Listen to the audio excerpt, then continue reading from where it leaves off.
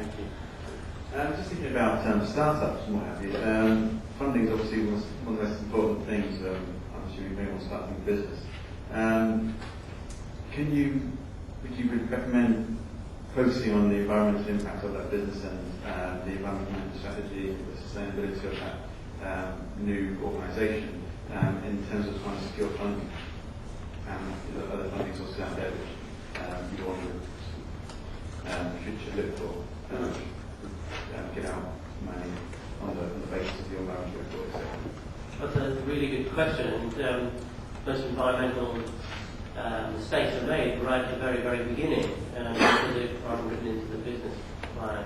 It always absolutely staggers me that you can have the most wonderful sustainability rhetoric from economic development bodies and development agencies who have lots of money then to give to startups and don't think for a second that it might just be sensible to ask businesses bidding for this money to integrate sustainability into their business plans. How dumb is that? I don't get it. It astounds me how you can have that division of thinking. Okay, ready to answer this one? Yeah, excellent question. I think part of the problem is that we often get involved in the process a bit too late. However, regional working, local working on the ground, good networking really helps. So, for instance, in West London, we work quite closely with Parkwell Partnership, who give out money to organisations that are looking to enlarge their process or to start up. And when you're starting out a new business on ground, a massive opportunity because you're usually going to be refurbishing the premises to some degree at least. You're going to be thinking through your operations, you're going to be purchasing new kit, new vehicles, etc. So there's a huge opportunities really to tap into. The problem is, that often happens is that it will just happen by the time I get there. And it's frustrating, but in the case of the Parkwell Partnership, what often happens is that businesses apply for grants, and then the Parkwell Partnership sort of push them our way first and say, well, speak to these guys, and then that works really excellently on the ground. So there is that. The awareness is increasing. All the European programs now, all the ESF and ERDF programs, sustainability is a cross-cutting theme, and one of the things that they've now done is to make all delivery agents aware of their environmental impact by training them up to some degree. They're not experts by no means, but at least they know who is able to provide the support. But our European programs are ending. It's like in the 11th hour that this has now sort of come up. So yeah, that's a big area to really look at. In London now we have a thing called the London Environmental Support Services, which is going to act as a gateway. It's just launched very recently by the LDA, and businessmen will be sort of dealing with any environmental inquiries and putting businesses in touch with the right service provider. So if you're a business and you want someone to recycle your cans or your cardboard or whatever it is, or you want actually someone to undertake an environmental impact assessment or put in an environmental management system, whatever, they will then put you in touch with the right provider. So business links expertise is also growing, or has grown substantially, and they're able to make those links now, which in a lot of cases they've been severely criticised in the past for not doing. Okay, thanks a lot. Anybody else want to crack at startup? I just want to say that there's a definite shift in people buying services of small businesses to look at environmental issues in government. Sims reports just come out of the whole sustainability procurement of the public sector, particularly the technical report, but shows the direction of travel of government, and I think you're starting to see it slowly through regional development agencies concerning their local environments right there in there, and they're going to get more and more money as central government pushes resources and delivery out to the regions. And I think in the Olympics you can see there's a green tinge to their procurement policies. So in terms of making sure that we meet procurement demands, having a sort of environmental sort of policy embedded into the start of the business is obviously quite a good safeguard. And there are funds, Nesta is particularly interested in carbon emission the science and technology solutions environmental issues. And the government's quite keen to fund some of the sort of more innovative low carbon initiatives. So there's funding out there. Okay, thanks, John. Next question. No, you now. In there, and then.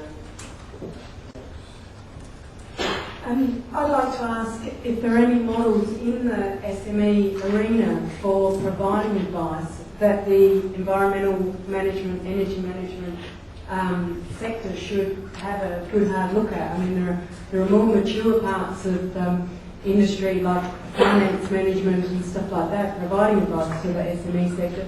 What are the good models where SMEs can easily and confidently access external expertise? Okay, I know some other fellows were talking about this earlier. I'm sure I've got an opinion there. John, do you want to start? Yeah, I think there are some very good organisations out there that provide advice. Monty Gibson and his Enviroboys team, they've made some changes recently where they've put advisors in each of the RDAs. That's a very good move because a small business likes to deal with somebody locally rather than somebody centrally. One of the other changes that the government's introduced, I think that you're debate on at the moment, and that is that Business Link is also now under the RDA, and we'll wait to see how efficient that's going to be. As I say, I think that you're debate on that at the moment. Peter?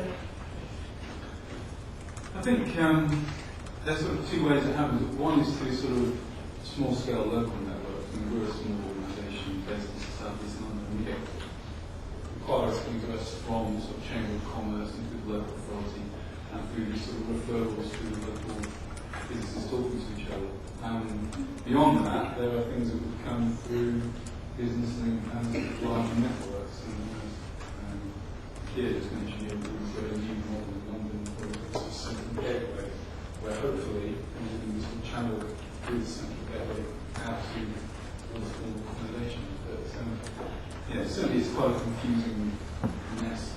We have to be honest, there are lots and lots of different delivery products, and it's a rather confusing picture for small businesses. And this sort of regional gateway seems to be a sensible way of doing things. And one of the things we've been trying to do is to get the DTI to build into their standard diagnostics that Business Link advisors go into different companies to actually expand that into environmental and social criteria. There's been a few attempts to do this, but it's still not standard stuff. And we find that the business advisors are unskilled to actually understand the answers that they're getting in the first place. So, some clever stuff's been done out there, but it all falls down if you haven't got the skills at the point to do it. Anybody else want to? I think one of the kind of concerns is that for business and environmental inquiries, we can do quite a small portion of their total inquiries. So that's something that doesn't need to be that bothered about. Whereas if you're a specialist and all of your work, you have to try really hard to get them to come in. So it's that's the concern. Can you rely on an organisation that doesn't really need to bother with this stuff to feed you your inquiries? And I just say a few things. I think it's quite interesting. A number of industries looking for industry-specific schemes. So the Green Choice Business Scheme, which is very much in its infancy, is an example. The tourist sector trying to concentrate on issues that affect tourist industry. I think more of that because SMEs are so complex and diverse, it's quite hard to have things standardised. But I do think BSA 555 is a good sort of stepping stone process, and particularly for large businesses who are looking to sort of environmentally improve their supply chain. Trying to get businesses along the BSA 555 route is actually quite a good one. There's a lot of crap out there. There's a lot of people talking about carbon neutrality. It's very much one of the new buzzwords. And people looking to offset their carbon through dodgy schemes. And I think there's a danger that the sort of simple or ignoring initiatives might find sort of precedents over the ones which are more environmentally beneficial results. And we found that in Devon we've got two renewable energy advisors for small businesses who are just innovative with advice from SMEs, because the way government